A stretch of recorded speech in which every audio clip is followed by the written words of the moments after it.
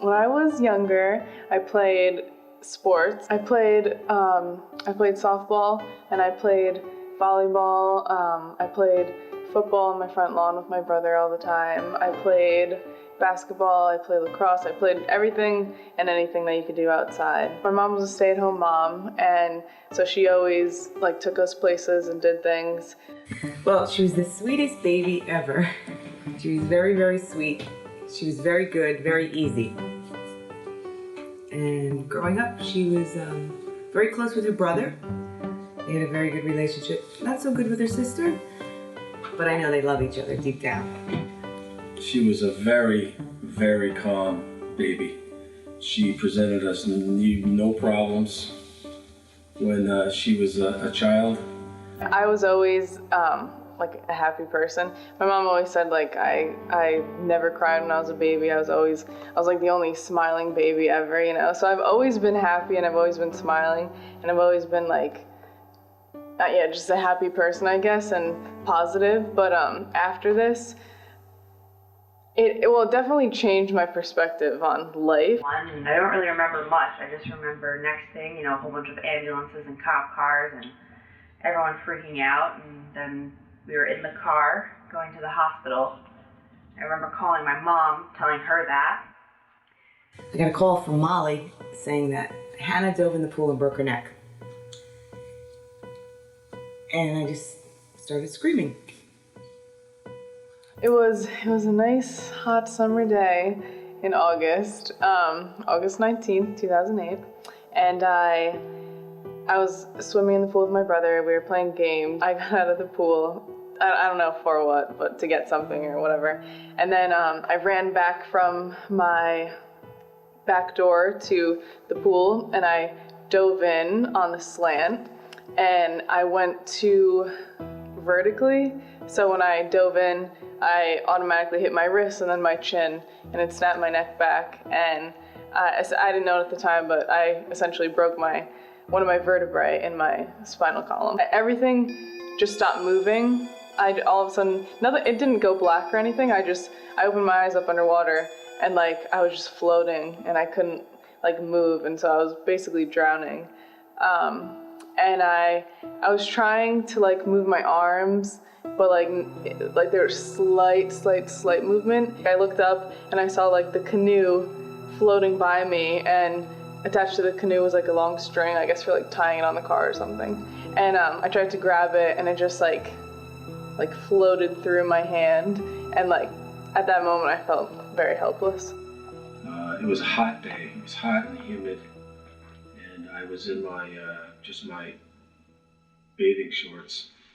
And she and her little brother Peter, were in the pool, and they were kind of horsing around a little bit. Okay, so we were in the pool, and we were playing with a basketball, as a volleyball for some reason. She went out of the pool and got it, and she threw it to me, and she dove in, and she was face down.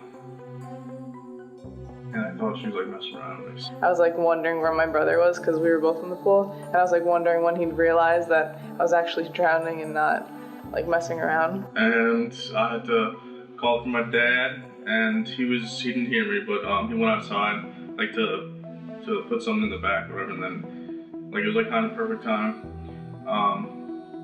And he told me to get her out, and I got her out, and laid her on her back, Dad called the ambulance. My son was saying, Dad, Hannah's not moving, And I looked out there and she was floating face down in the pool. So I told my son to bring her to the end of the pool where the steps are. And kind of got her out of there and laid her on her back. But Hannah just kept saying, I can't move my arms, I can't move my legs. When the helicopter took me to the hospital, I got out and my mom was waiting for me. So she got there probably about 20 minutes later, and the first thing she said to me is, "See, I told you my mom would be here. She works at the mall." I told the EMT people when I was in the ambulance at the high school that she wasn't going to be, or they told me that she wasn't going to be there, but I knew that she was going to be. And then I was in the emergency room with her, and it's a teaching hospital, so there was a lot of people around her. And there's probably about 15, 20 people around her, and they were like cutting her bathing suit off. And then I turned around, and there was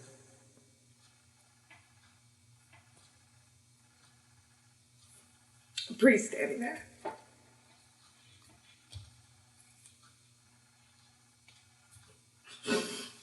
And then I think I fainted. It's pretty emotional for me and the family. There was a lot of tears, but I had to come together, and I had to make a decision on whether or not they were going to perform surgery right then and there. Dr. Carrion said, if I'm going to do surgery, I'd like to do it now and not get a call at 2 o'clock in the morning and have to come back here. So you can get a second opinion, or you could do it now. And her dad, Jordan, and I were there, and we really didn't know what to do. And my husband said, just do it now. There's no reason to wait. So we did it. And thank God we did. And she's alive. When I got hurt, it was in between 8th and 9th grade, and I was going to try out for volleyball. And I think it was like less than a week before, the tryouts were less than a week away when I had my accident, and I was looking forward to trying out and everything. And then when I couldn't, because everything happened, I was like jealous more than anything of everyone else who could play and like play all the other sports that I wanted to. But I always heard like really positive things from all the parents and everything, saying like, oh yeah, you'll get back on the softball field in like springtime. But like deep down I knew I wouldn't.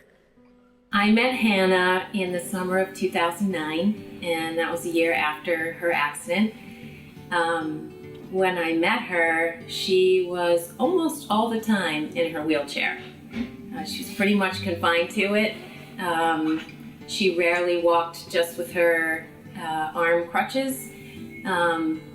And she had a spark. You could tell that that wasn't going to be the way she was going to stay. From then to now is amazing. From then to now, huge hurdles huge challenges were overcome. She's a very determined person. She has drive, and there was no way, if it's physically possible, that she wasn't going to overcome the challenges once the initial hurdles were done.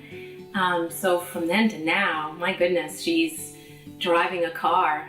She's completely independent. She doesn't really need assistance for anything, walking without her crutches. I think driving a car kind of sums it up. That's about as independent as you can get.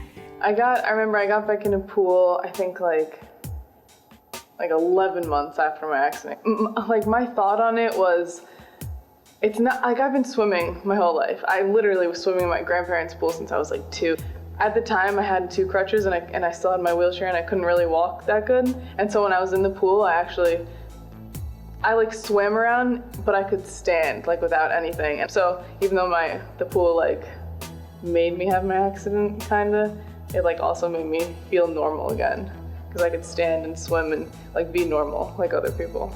I mean, I've always been, like I said, I've always been happy and positive and stuff, but I've definitely become more like happy and positive just because like my life almost did end and I did have a huge life-changing event, that I realized things in life that people worry about are so non-important. But I care about like finding like happiness and love like beyond everything. Like my mom is a really good example, because her and my dad got divorced like 10 years ago, and like her and her husband are they're like the ultimate example of how you should be. Like they're not the richest people, but they're the happiest and like spirit and everything. And I think ever since like seeing that, that's all I've wanted. Like I don't care about everything else.